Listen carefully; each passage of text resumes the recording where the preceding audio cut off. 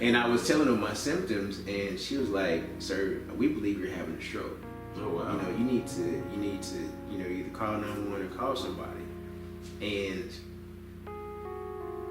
just being me, I guess the man me, Right. I called my dad, and my dad had a stroke before, and I said, "Hey, Dad," I called asking nurse, and I told her how I was feeling. I was like, "Man, I said I may be having a stroke."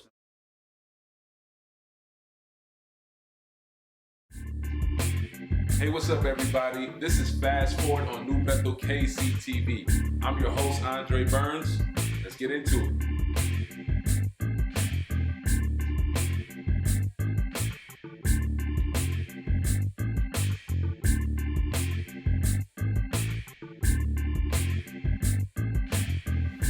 Hey, what's up, everybody? This is Fast Forward on New Bethel KCTV. I'm your host, Andre Burns. Today we have a special guest, the founder of For His Will Ministry, someone that has brought along many tours, many things that Kansas City had been aware of in the poetry scene. Today with me, I have Brother Ed Rollins. How you doing today, sir? Good, man. Glad to be here. Appreciate you. Glad to have you, man. How you been doing?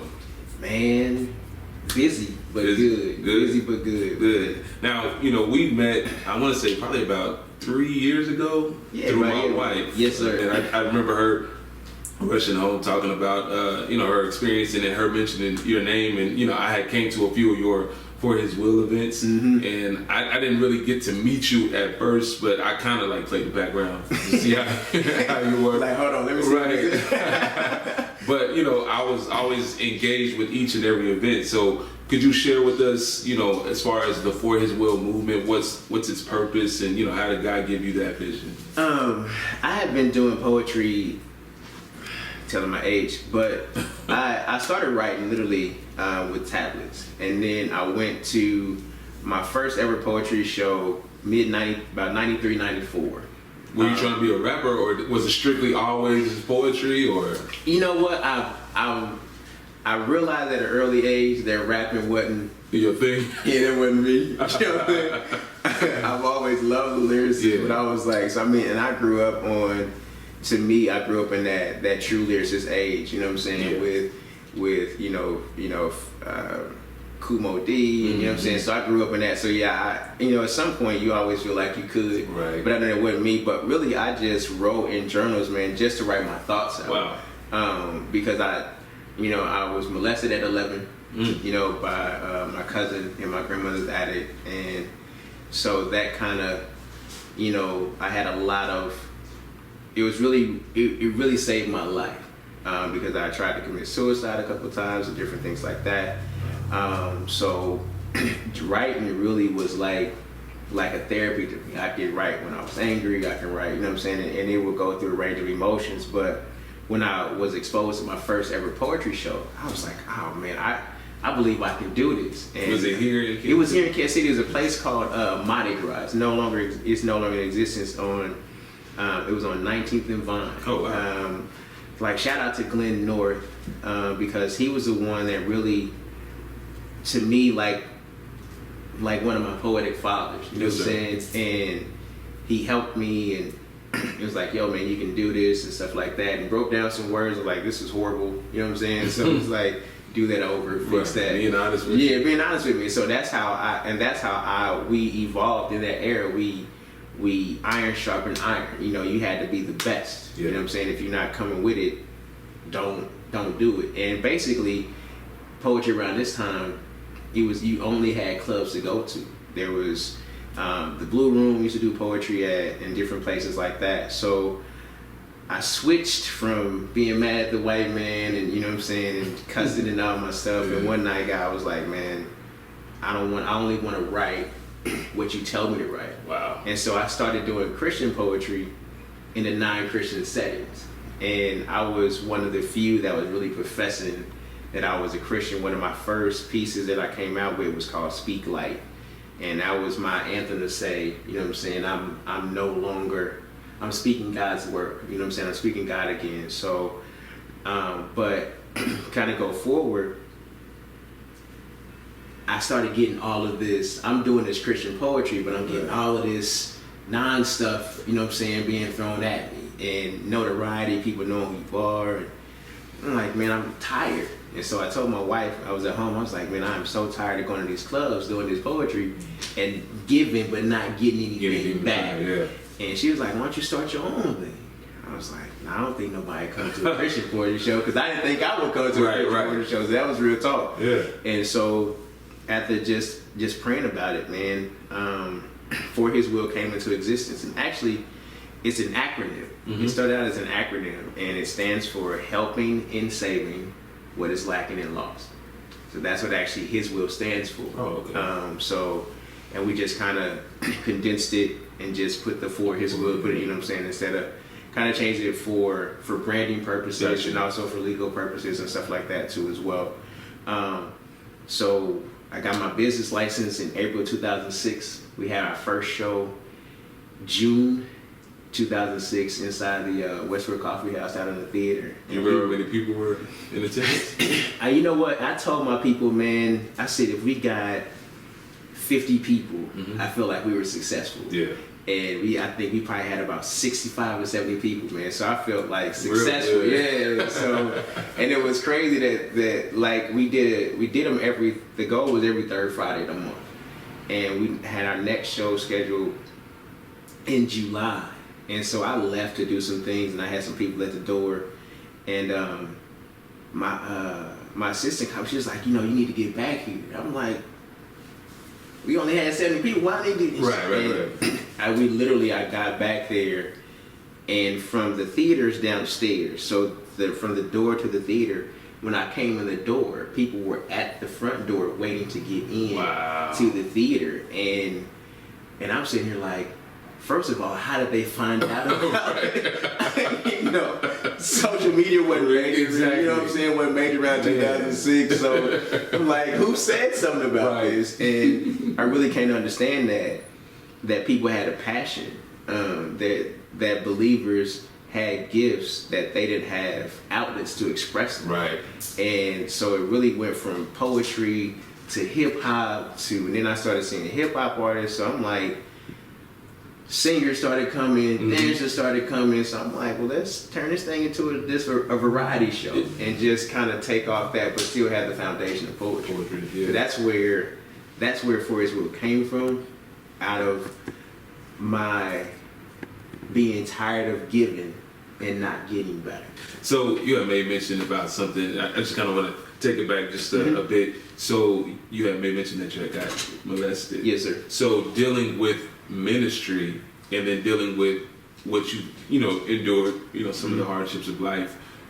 Talk to us about how you handled the valleys as well as the peaks.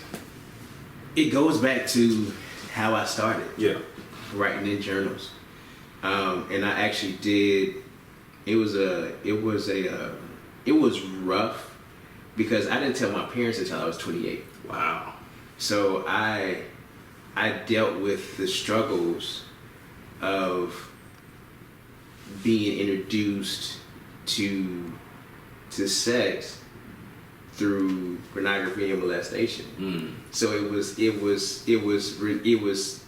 dirty to me. Yeah. You know what I'm saying? So that really took, and if you're not careful, it could really take you all the way to the left. Yeah. In certain things, you could really either be this way or you can be this way. So you have those opportunities. So it was really, I think, and my mom and dad, I really think my mom, she was like, something's not right about my son. You know what I'm saying? And I always had and it was never one of those, you can't tell anybody or don't tell, or if not, or I'm going to, do this or do that. So it wasn't one of those things. It wasn't any of that, those kind of situations. And I had the opportunities, but it was not, I want to say weird, but our family's real close. Yeah. And I didn't have a lot of older cousins. Cousins my age. All of my cousins were older than me. So having that happen, we were such a close-knit family. In my mind, I'm like, if I tell somebody, they're going to hurt him. Yeah, it's going to destroy. It's going to destroy. Yeah. So I didn't want to destroy that I didn't want to have him hurt, though he hurt me, and it was even at a young age, I was like, it wasn't him that did it. Right. You know what I'm saying? So my spiritual understanding was a little bit better, but my trust issues, the peaks was I didn't have I had a lot of trust issues. I was real standoffish. Yeah. You know, I want to keep you at bay. Yeah. You know, the minute you start saying something about me or saying some things, my shield is up. Exactly. So I had to battle through that, and I think one of the biggest things that really helped me was I wrote my first poem about it. It was called "Quit Touching Me." Oh wow. And it was a spot that we used to go to, Carmela on 16th and Main every Tuesday, and I said, I got this poem, I want you to read it. And she read it. She was like, oh, she read it too. She read, no, okay. I read it. I said, listen, I want you to read it. And she read it, and she said, I want you to go first. Mm-hmm. I was like, Carmela, did you read the poem? She was like, yeah, I want you to go first. I said, okay. Oh. So I did this poem, man, Yeah. and nobody said anything. No claps, no snaps, no nothing. And it was quiet for like 5 minutes. Yeah. And then she finally got up. And I'm like, oh my God. And then you had this one space right here, and then you had another area that's right across from it, Yeah. but it was still within the same space. And after it was over, everybody rushed me. Wow. And people were hugging, and it was like, oh my God. So I had a brotherhood that I never thought I had, that I've never had before. Yeah. And because of that, that was one of the things that really broke me to say, oh man, I got to deal with this. Yeah. And I proposed to my wife when I was 28. And when I proposed to my wife, that's when I told my parents. Wow. That happened to me. And I am here today as a result of that. And I'm now whole enough Yeah. to, and I say it on the mic all the time, and so it was rare for people to hear that a person is being so honest right off the bat, like I was molested, I did this, I did that. But I think that's the freedom that His will brings that wasn't equated to the church at the time, because Right. it wasn't that you gotta really tell everything that you're going on with, Right. because there's some stuff you keep that in the closet, Yeah. don't bring that That's out, real. you know what I'm saying, and stuff like that. Keep the church. Yeah, keep the church. Yeah, you don't want to bring that kind of exposure out, Right. you know what I'm saying? So, Exactly. and that was the freedom when I did that poem. That was the thing that released me. It broke something in me, Yeah. and I can't, to this day, I can't explain that. So, in regards to just life, I understand you're married and you have children, you're in ministry. Obviously, we know that, with ministry and with life, things occur. Mm-hmm. So, can you talk to us about, some of the things that you have dealt with while you've been in For His Will? Being the husband or the wife of an artist is, you're sharing them with the world. And Absolutely. it's like, and then once you're already known, and then you start adding things, you get more and more known. It's like, oh my God. So date nights were not as often, and so you had to deal with that. Yeah. And try to make those quality times, as much as possible. Right. So those were challenging. And then because, we couldn't walk in Walmart without somebody stopping me or asking me a question, or saying, hey, what's up, and Can I perform? Sliding the table, Right. you know what I'm saying? Slide a mixtape. Yeah. Poet, Like, hey man, I got this CD that I've been working on. And I'm like, dude, I'm like Eminem, I'm with my wife. Right. I'm with my kid. I'm just trying to get some toilet paper, man. Like, I just need some soap right now. I'm musty. Right. I need new toothbrush. You know what I'm saying? So I Dude. we had this conversation. My breath ain't full. Right. You know what I'm saying? So was those little things, like, I had to make sure always had gum in my mouth. Yeah. You know what I'm saying? Because you never know who you meet. You know, Real. he's like, oh man, I talked to Ed before his will. His breath was funky. He was at Walmart. You know what I'm saying? Yeah. So, but those are the challenges. That was, I mean, and that is a real thing though. Yeah. You know what I'm saying?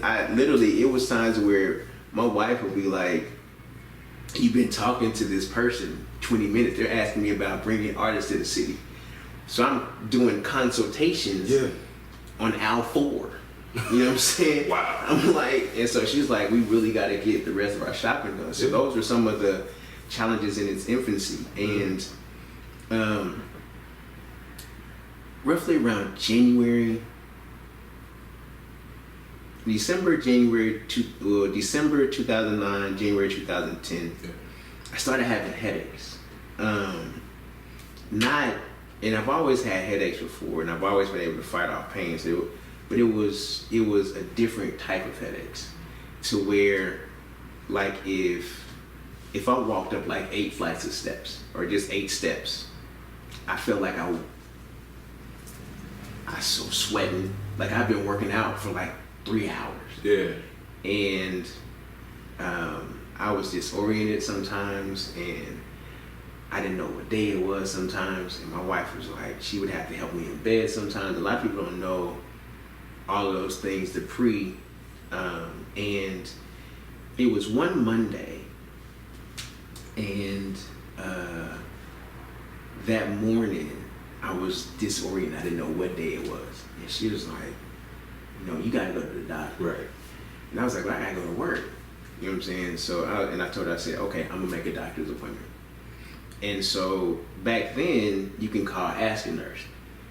And so I'll call the Ask a Nurse, and even Ask a Nurse, they never really gave you like a full diagnosis over the phone. So I'm like, what am I calling you for? Yeah. And I was telling her my symptoms, and she was like, sir, we believe you're having a stroke. Oh wow. You need to either call 911 or call somebody. And just being me, I guess the man me, Right. I called my dad, and my dad had a stroke before. And I said, hey dad, I called asking nurse, and I told him how I was feeling. I was like, man, I said, I may be having a stroke, so I'm gonna drive myself to the hospital. Drive yourself. Yeah, Wow. Just can you meet me? And I had my door wide open to my townhouse. And he was like, man, I might drive him, come get you. I was like, just meet me at the hospital. Yeah. And we had a recliner that I always sat in. And I had this overwhelming urge to sit down and just lay down. And I was talking to my wife. And that's really the only thing that I kind of remember before everything. Yeah. And I still remember this though. And also they shared some of the stuff that happened too. And she said, my wife said I kept asking the same questions, and she was nervous, and my dad couldn't get there fast enough. My sister stayed closer, and my sister came in the door, and I was like, man, how you getting my out? Not realizing I left the door wide open. Yeah. Next thing I know, I'm at the hospital. Dang. And so anything before that, and they, the thing under your foot, they're trying to see testing. It was like lift your right arm. I was like, all right, man. Lift your right leg. Like, yeah. It was like, lift your left arm. I did. Like, lift your left leg. It's like, I did. It was like, do you feel that? It's like, nope. The thing is even bigger. It's like, feel that? It's like, So they did an MRI. And so this is how I found out, bro. I was like, I love doctors, but I think sometimes they have the worst bedside manner ever. He came in, he was like, well, your brain is swollen.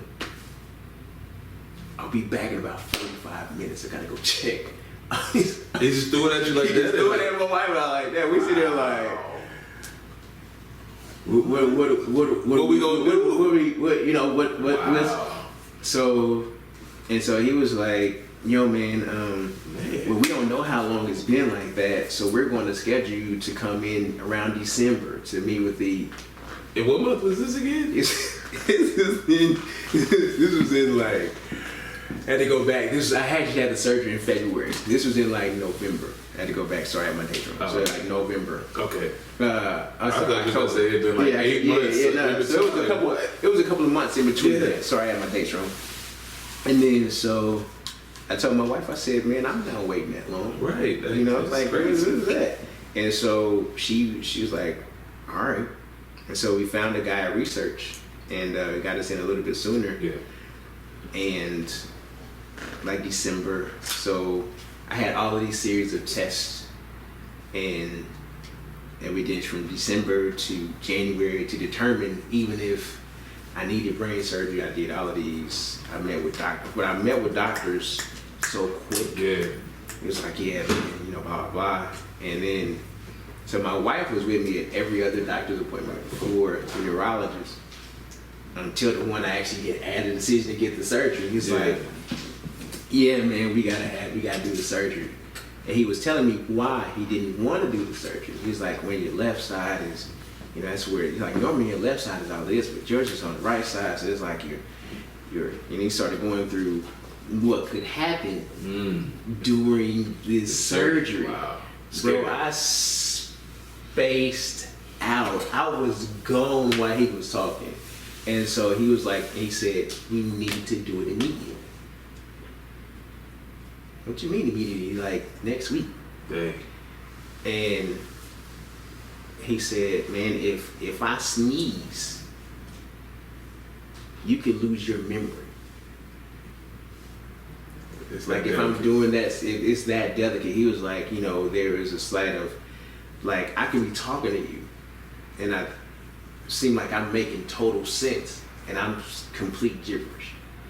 And he was like, I really didn't want to do it for those reasons. And we went to try some other things or whatever. And so we had the surgery in February. And it went good. I still had challenges because it affected some things, I think, still to this day. Some short term. Sometimes it takes me a little bit longer to get my thoughts. Like, okay, and it took my drive to write. Oh, wow. I was like, I couldn't formulate thoughts. And so I'm like, That'd be frustrating. yeah. So, and my job was cool. And they didn't, you know, pressure me to come back and gave me all the, you know what I'm saying, all the time that I needed, which was, you know, dope. And I got back and I was good. And my daughter, my oldest daughter, Valerie, her birthday is October 9th. 10/9/02 is when she was born. So, fast forward to her 8th birthday.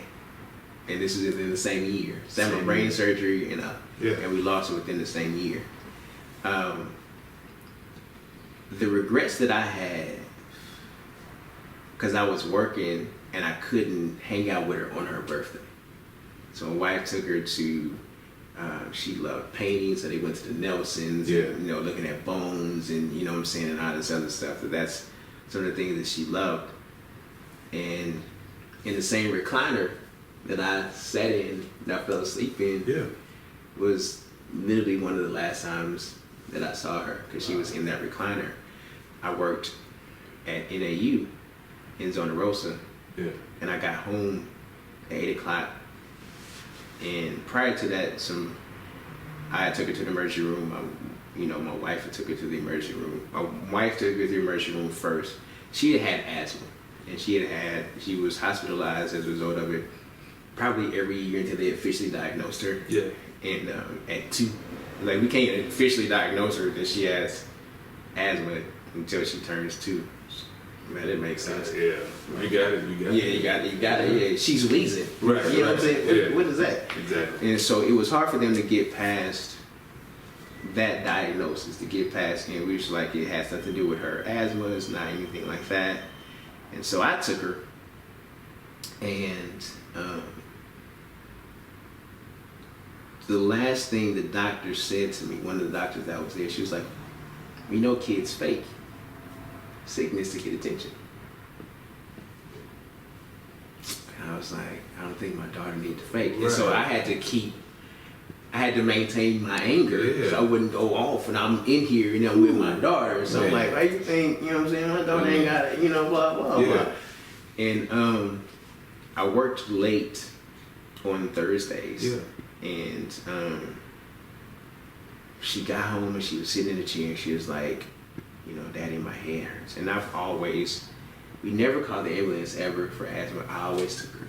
That was just like my dad did us when we were sick. So that was just my dad thing. And so it was just like normal, in my mind, it was, okay, we'll take you. And they had to stay in the hospital a day or two. Yeah. From our townhouse to the grocery store is probably about 3 minutes. And she stopped breathing in the car with me. Wow. And it was just me and her. And I screamed to the top of my lungs. And it was some houses across the street from us. And I screamed to the top of my lungs because I didn't know CPR. Yeah. And I screamed so loud everybody came out their houses and ran across the street. And I'll never forget it. This one guy, he was like, man, I know CPR. He said, I promise you, I know what I'm doing. And we laid her in the grass. Yeah. And he performed CPR because I ran out the car so fast to where I didn't know where my phone went because I couldn't find my phone to call. And so they called and we got her resuscitated. The ambulance came. And so I'm thinking, okay, they going just like normal. It's just a little bit worse. She may still stay at the hospital. Yeah. And then my wife and we got there. I beat the ambulance there. I don't care. I'm doing 90. Exactly. And got there, and it is the worst thing you ever want to hear when you watch people working on somebody and then they come out and tell you there's nothing else we can do. Yeah. And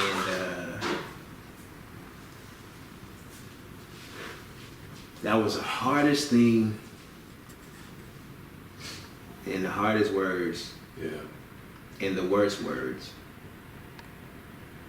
I ever heard in my entire life. Yeah. I ever heard in my entire life. And so as far as his will, as far as God at that time, I didn't want to talk to you. I didn't want to. There was no sermon that you could have told me. Right. There was no words of comfort you can give me. Any. I don't want to hear. That's real. God loved her best. He plucked this flower.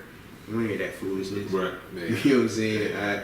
I think I probably would have stolen it. Somebody was there at that time and let it like that. Yeah. And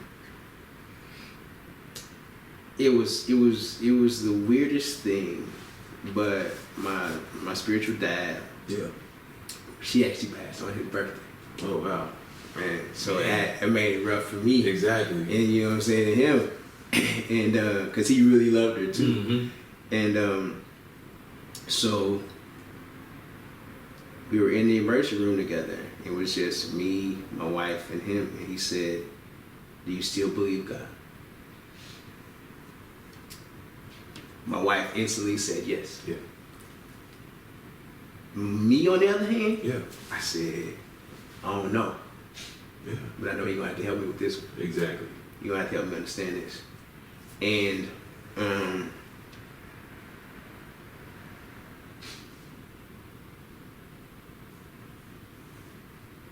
one of the amazing things is there was a lot of amazing things leading up to her homegoing celebration that I could touch on.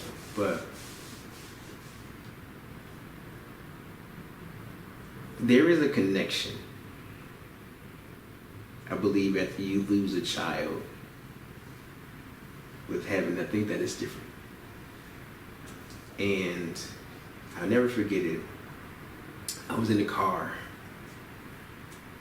and two things occurred. I really understood the spirituality of this thing. Yeah. Because I'm driving to pick up a check from my job. And the enemy's like, man, just drive off the bridge. Yeah. What? I'm talking to you right now. And then I'm at home, and he said, see, God has failed you. He allowed this to happen. Why don't you just curse him? Yeah. And just, like, what? Right. So, and I'm wrestling with all of this, and this is in, conversations I've never really shared. I've only shared with a few people. And I was getting some sandbags to put in the car during the winter, and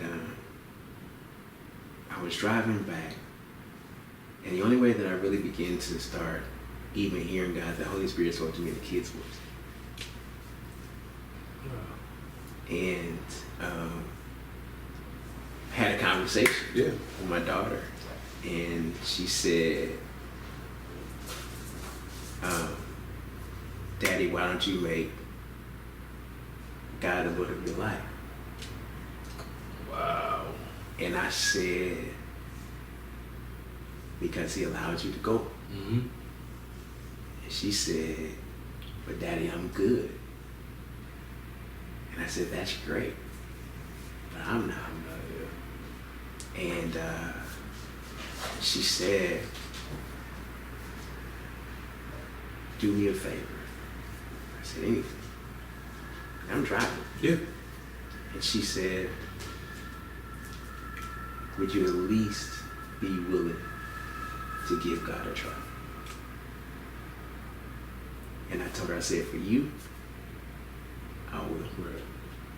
And we had took a 2-year break from 2010 to about 2012. Oh, wow. So because I didn't. There was a lot going on. Yeah, I didn't. But and then I didn't want to fake in front of people. Yeah. And I didn't want to tell you about the goodness of God. And you struggle. And I ain't even talking to him. Exactly. You know what I'm saying? And I told God, I said, I'm not gonna trust you again until the words that I read as a kid became real to me. That peace that surpasses all understanding, and and all of those scriptures. And he slowly began to show me those things. When we did a balloon release 1 year, and every time the balloons go up, I lose it once I can't see them anymore. Yeah. I'm nowhere. Yeah. And I was really struggling because the weather wasn't great. It was cloudy, and I was like, hold on, God, and at my daughter's service going back, I said, God, you owe me a great day, weather-wise. I said, you owe me the perfect day. I said, you're going to give me the perfect day. Right? And he gave it to me. Yeah.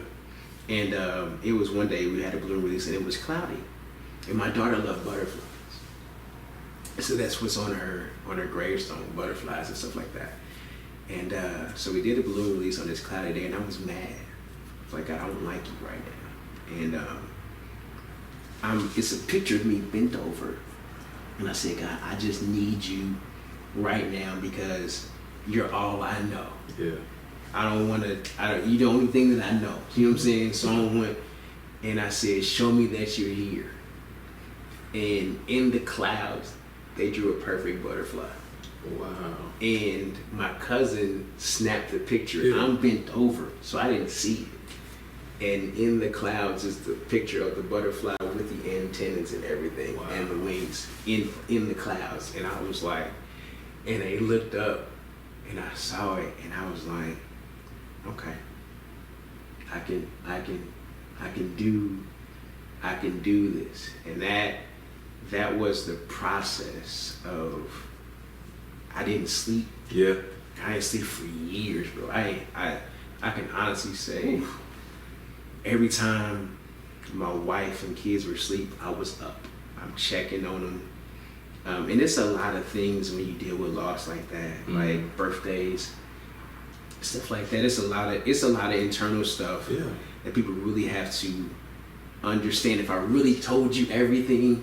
Like when my daughters, every time their birthdays came, I got nervous because my daughter passed 2 weeks after her. Yeah. So everybody's happy. Yeah. I'm looking in, you know what I'm saying? I'm laying right next to them. I'm laying on the floor in their room, and I'm doing that, and I didn't feel comfortable until like a month after their birthday. They're like, okay, all right, we good. Yeah. I can breathe, and my wife, man, strong. Yeah. And the significance of Valerie is that was her mom's name. Her mom died of cancer in October 91. And then my wife loses her oldest daughter, named after her mama. Same month. Man. So I'm hurting for her. Right. I'm hurting for my sisters. I'm hurting for my cousins. I'm hurting for the world, basically. Yeah. And a friend of mine, prior to her homegoing, we were talking on Facebook, and he had told me about that he lost his daughter. And a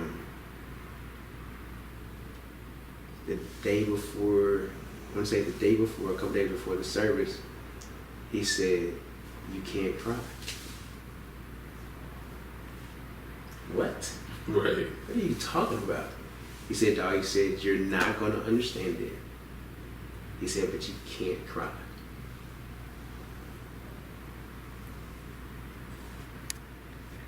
Can't guarantee you that one. Right. Can't promise that one. Can't do that. And at her homegoing celebration, we probably had about almost 2,000 people. And I was blown away. And I was trying my best to finish a poem that I wanted to write. And I was working on this poem. I did a poem at a celebration. And one night, God gave me, because I was struggling, and I think that kind of helped me when he was saying it, I understood it a little bit more.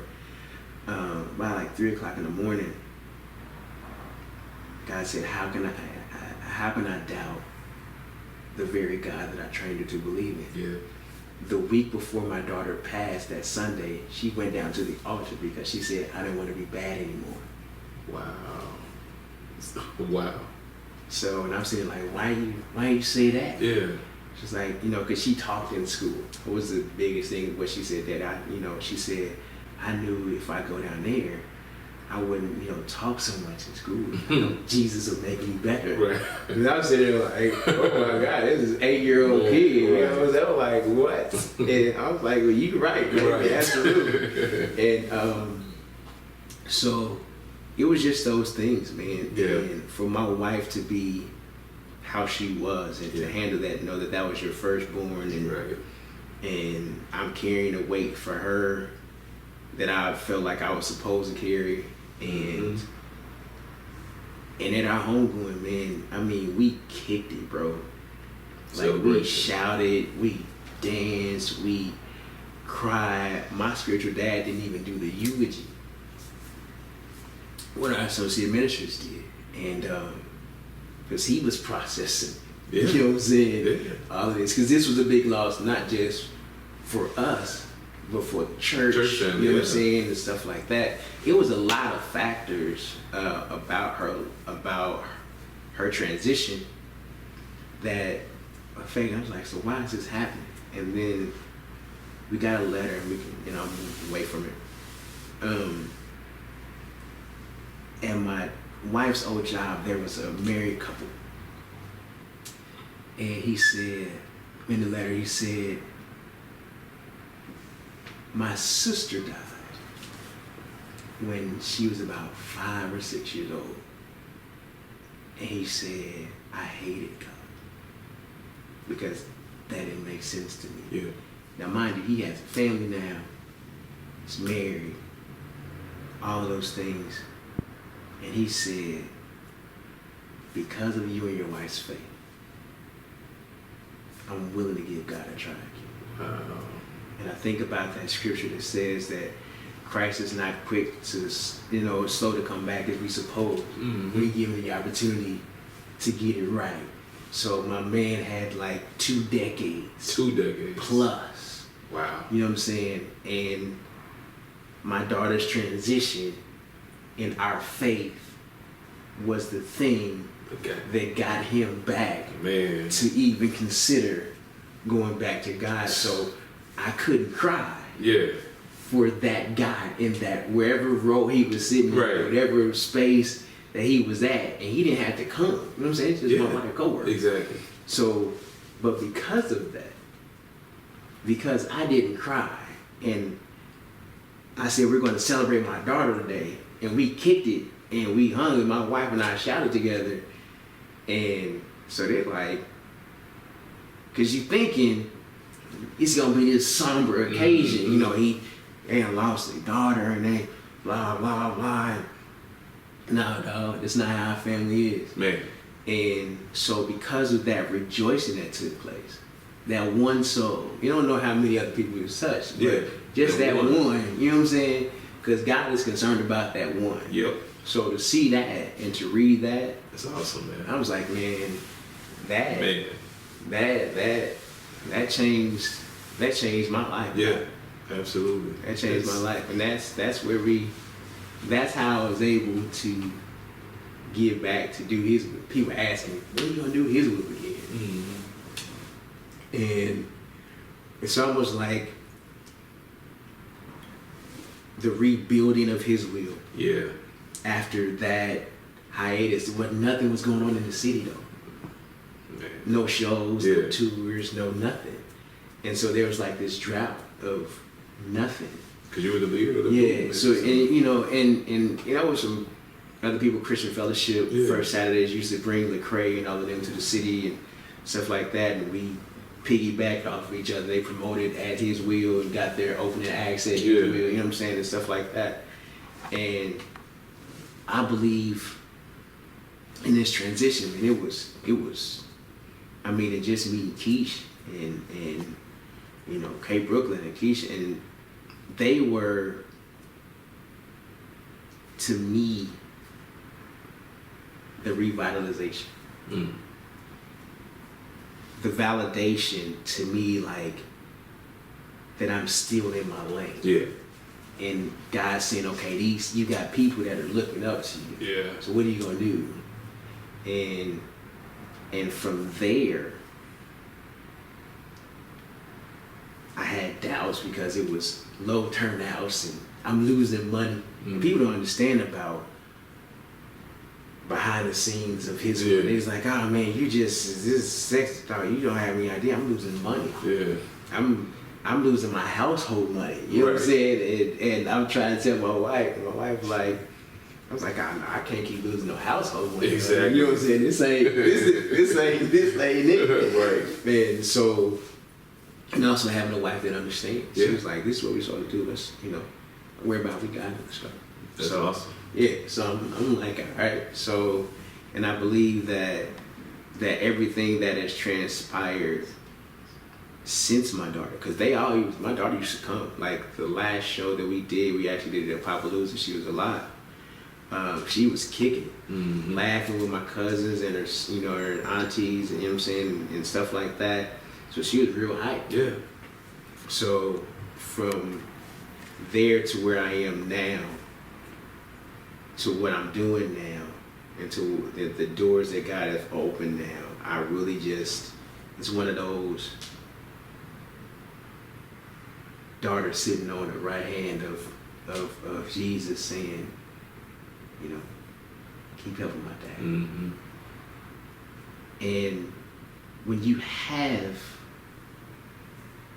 kids that are loaned to you, but it also changed my perception of the spiritual and the natural side of life. If you don't enjoy, you can't get so caught up in the spiritual side of things to where you forget the natural side of life. Right. You know, like, I'm always in the clouds. But when you gonna come down and play with your kids? I had a date night with your wife. But I just really believe that, man, that everything that's going on right now, it's just a result of my daughter sitting on the right hand saying, man, just make it happen for my dad. Yeah. Because he loved me. As far as where you've been, fast forwarding to where you are now, and even going forward, what can we look for from Ed Rollins and from For His Will, and even any partnerships that you are, developing at this time? Oh man, the continuations of the PIA tour for 2018. We started a pilot. Going to do the Christian version of Deaf Poetry. Nice. So with that first pilot that we did last year, we're going to build on that. The goal is to build on at least 6 or 7 episodes so we can continue that. Poets and Autumn, we're going to talk about 2018, what that looks like. Yeah.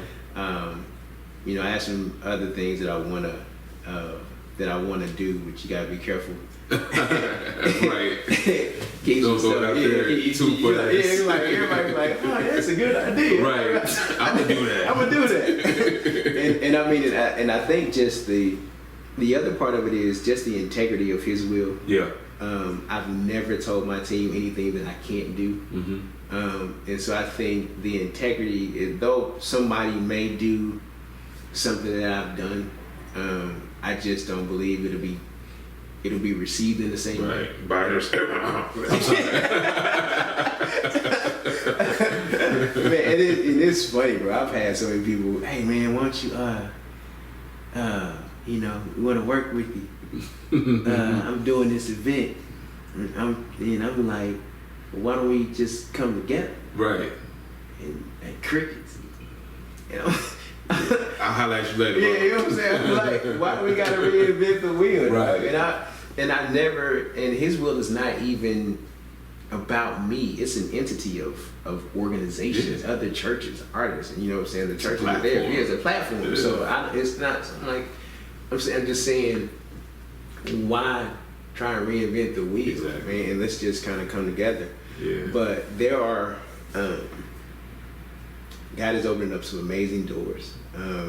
What I will say, with some major entities in the city, good, major organizations within the city that I wouldn't have had privilege to if it wasn't for just connection, and just integrity, and just giving God something to work with, and don't quit. Right. No matter what it looks like, God blesses the faithful. Absolutely. So that's what I look forward to in 2018. Hopefully we may have a show in December, which is something that we're still trying to go back and forth. But talking to Grace Way, we may have it there. So that think it'll be a good city too. Yeah, it is. I love Graceway Church. That book is so dope.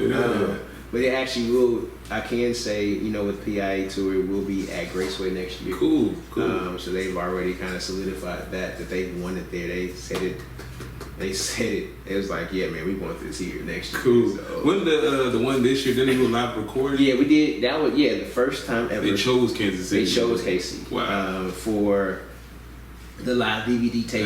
That's awesome. And that's and just to know how huge that is, that's never been done. Wow.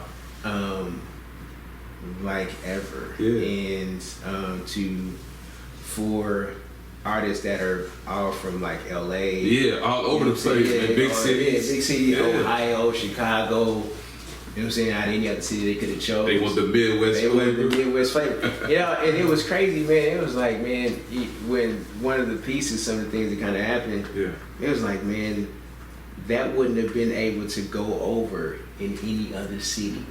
It was like, man, they pushed us through this piece. Wow. They really the back. It's like that crowd just, I was like, they do love it, man. They love it, man. So it's an honor to bring it, man. Cool. It's an honor to be a part of it, man. So that's what my goal is, to really put God, the arts on display in 2018, and it's gonna take a lot, but I believe that God is gonna position us with the people that's gonna make it happen. So how can anyone that might be desirous to affiliate themselves with you or just get in connection with you, how can they reach you? Man, they can hit me everywhere. All of my individual social media pages, Ed Rollins Jr. My For His Will page on Instagram, as well as my Twitter page. They want to call me, they can. I give out my number. It's 816-808-8011. So they want to reach out with me. That's how they get me. Cool. Yeah, and we have to work on some things, man. We're gonna be in Slater, Missouri next year, bro. Slater, Missouri. Slater, Missouri. Where is Slater, Missouri? That's exactly what I said when they invited me. I was like, yeah, it's literally a rock throw away from Marshall, Missouri. So God opened up some doors for His will. Cool. In the Marshall, Columbia area. Wow. So we about to take over. That's what's up, man. Well, first of all, we want to appreciate you for coming on to Fast Forward, being our first guest. Man, I appreciate it, man. Thanks for the opportunity. Absolutely. Shout out to New Bethel, man. You guys rock, man. That's like, I got several what I consider home churches, and New Bethel has embraced your boy, and I love y'all for real, man. Cool. We appreciate you, man. Again, thank you for tuning in to New Bethel KCTV Fast Forward, our first episode. We hope you enjoyed it. God bless. So, Father, we thank you for today, and I ask that you send peace and blessings over anyone that is dealing with any type of a loss or sexual assault or even being bullied. Father, that you would give them the strength to turn to you in a way that they never had before, and to let them know that you are with them, and that to let them know that don't let go of God's hand. And I speak blessings, I speak peace, I speak favor over their lives as they go through this season, and remind them, God, that just like seasons come, seasons go, and this too will pass. In Jesus' name, amen.